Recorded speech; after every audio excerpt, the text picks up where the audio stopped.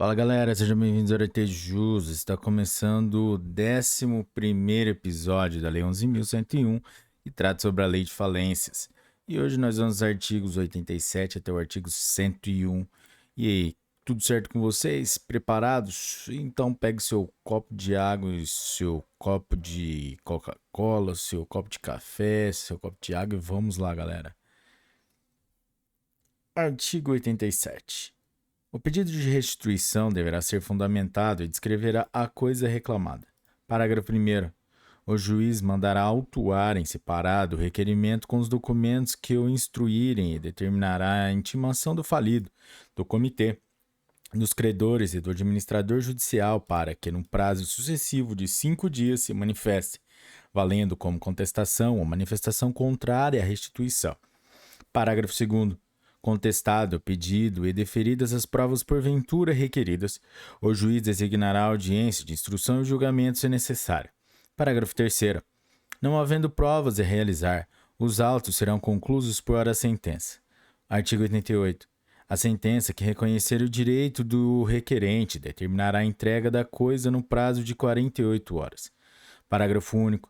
Caso não haja contestação, a massa não será condenada ao pagamento de honorários advocatícios. Artigo 89. A sentença que negar a restituição, quando for o caso, incluirá o requerente no quadro geral de credores, na classificação que lhe couber, na forma desta lei. Artigo 90. Da sentença que julgar o pedido de restituição, caberá apelação sem efeito suspensivo. Parágrafo único. O autor do pedido de restituição que pretender receber o bem ou a quantia reclamada antes do trânsito em julgado da sentença prestará caução. Artigo 91.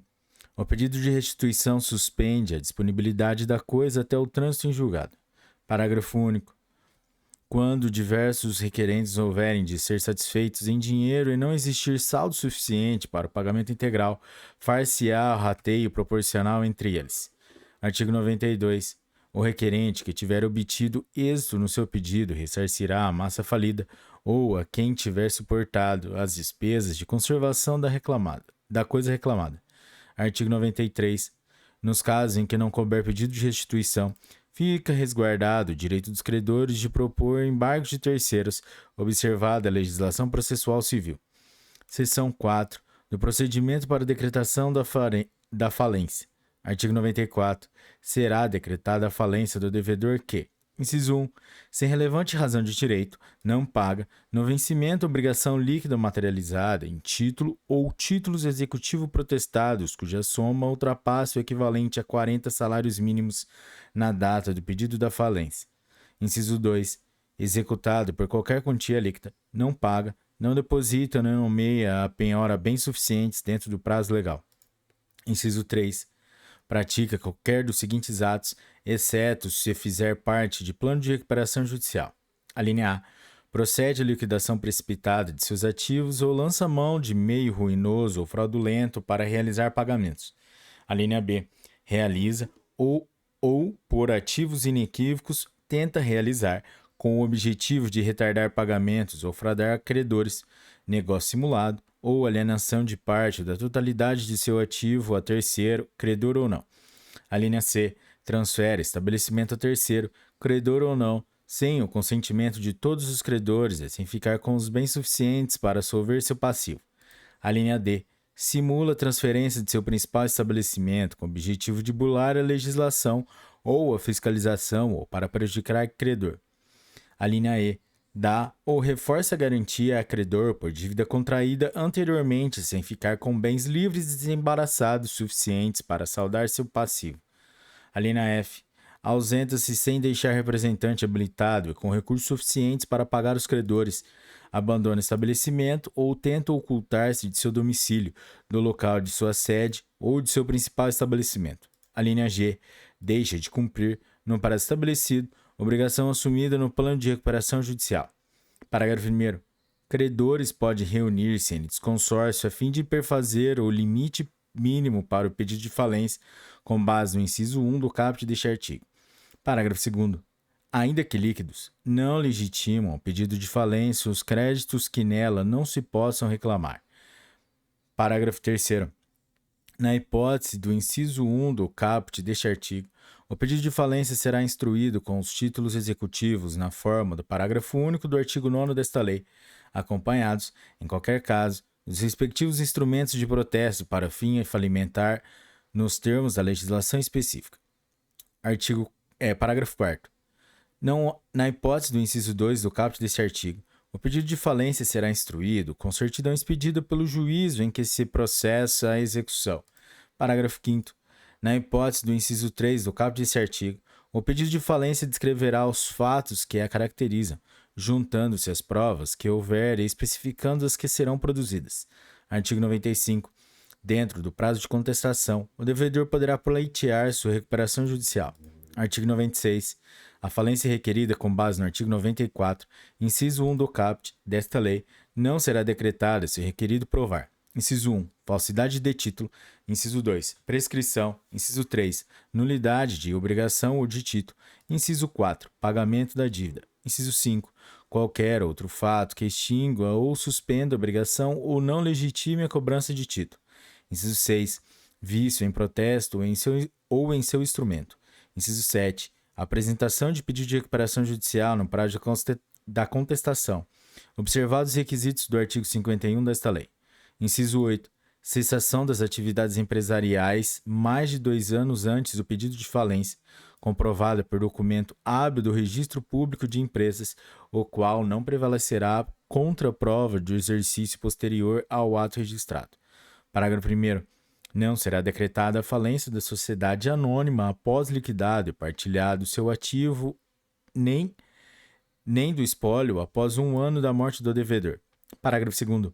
As defesas previstas nos incisos 1 a 6 do caput deste artigo não obstam a decretação da falência se, ao final, restarem obrigações não atingidas pelas defesas em montante que supere o limite previsto naquele dispositivo. Artigo 97. Podem requerer a falência do devedor. Inciso 1. O próprio devedor, na forma do disposto nos artigos 105 a 107 desta lei. Inciso 2. O cônjuge sobrevivente, qualquer herdeiro do devedor ou inventariante. Inciso 3. O cotista ou acionista do devedor, na forma da lei ou do ato constitutivo da sociedade. Inciso 4. Qualquer credor. Parágrafo 1º. O credor empresário apresentará a certidão do Registro Público de Empresas que comprove a regularidade de suas atividades. Parágrafo 2º. O credor que não tiver domicílio no Brasil deverá prestar caução relativa às custas e ao pagamento da indenização de que trata o artigo 101 desta lei. Artigo 98. Citado, o devedor poderá apresentar contestação no prazo de 10 dias. Parágrafo único. Nos pedidos baseados nos incisos 1 e 2 do caput do artigo 94 desta lei, o devedor poderá, no prazo da contestação, depositar o valor correspondente ao total do crédito, acrescido de correção monetária, juros e honorários advocatícios, hipótese em que a falência não será decretada e, caso julgado procedente o pedido de falência, o juiz ordenará o levantamento do valor pelo autor. Artigo 99. A sentença que decretar a falência do devedor, dentre outras determinações, inciso 1, conterá a síntese do pedido, a identificação do falido e os nomes dos que forem a esse tempo seus administradores. Inciso 2. Fixará o termo legal da falência, sem poder retrotraí-lo, por mais de 90 dias contados do pedido de falência, do pedido de recuperação judicial ou do primeiro protesto por falta de pagamento, excluindo-se, para esta finalidade, os protestos que tenham sido cancelados. Inciso 3. Ordenará ao falido que apresente, no prazo máximo de 5 dias, relação nominal dos credores, indicando o endereço, importância, natureza e classificação dos respectivos créditos, se esta já não se encontrar nos autos, sob pena de desobediência. Inciso 4. Explicitará o prazo para as habilitações de crédito, observado o disposto no parágrafo 1º do artigo 7º desta lei. Inciso 5. Ordenará a suspensão de todas as ações ou execuções contra o falido, ressalvadas as hipóteses previstas nos parágrafos 1º e 2º do artigo 6º desta lei. Inciso 6. Proibirá a prática de qualquer ato de disposição ou oneração de bens do falido, submetendo-os preliminarmente à autorização judicial e do comitê, se houver, ressalvados os bens cuja venda faça parte das atividades normais do devedor ser autorizada a continuação provisória nos termos do inciso 11 do caput deste artigo. Inciso 7. Determinará as diligências necessárias para salvaguardar os interesses das partes envolvidas, podendo ordenar a prisão preventiva do falido ou de seus administradores, quando requerida, com fundamento em provas da prática de crime definido nesta lei. Inciso 8. Ordenará ao Registro Público de Empresas e à Secretaria Especial da Receita Federal do Brasil que procedam à anotação da falência no registro do devedor, para que dele constem a expressão falido, a data da decretação da falência e a inabilitação de que trata o artigo 102 desta lei. Inciso 9. Nomeará o administrador judicial que desempenhará suas funções na forma do inciso 3 do caput do artigo 22 desta lei, sem prejuízo do disposto na linha A do inciso 2 do caput do artigo 35 desta lei. Inciso 10. Determinará a expedição de ofícios aos órgãos e repartições públicas e outras entidades para que informem a existência de bens e direitos do falido. Inciso 11.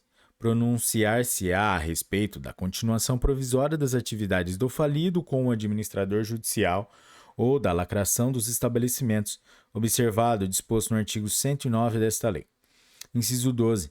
Determinará, quando entender conveniente, a convocação da Assembleia Geral de Credores para a constituição de comitê de credores, podendo ainda autorizar a manutenção do comitê eventualmente em funcionamento na recuperação judicial quando da decretação da falência. Inciso 13.